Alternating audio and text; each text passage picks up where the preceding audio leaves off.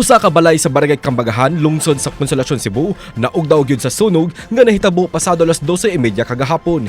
Giisa sa first alarm alas 12:48 na sa udto ug hingpit nga na fire out pasado launa na. Daling nakadako ang kalayo kay ginama sa light materials ang maong balay.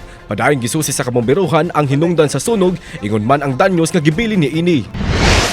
Sa Tagbilaran City, usa ka residential house sa Barangay Poblacion 2 District ang gilamoy sa kayo. Nadawat sa Kabomberohan ang alarma niadtong Sabado alas 2:05 sa kadlawon.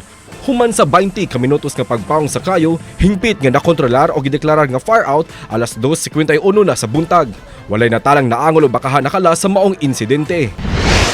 Samtang sa aminang bahin lungsod sa Carmen, miulbo ang sunog sa luyong bahin sa Dawis Norte Cemetery niadtong Lunes, Mayo 13. Nasunog ang kawayan nga anaa haduol sa naa sementeryo.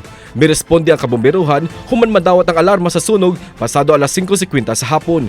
Hingpit nga nakontrolar ang sunog pasado alas 6:20 na sa gabi ug na fire out alas 7:20 na sa gabi. Usa sa mga gitutukang hinungdan sa sunog kung aduna ba'y nagbilin og upo sa sigarilyo sa maong dapit.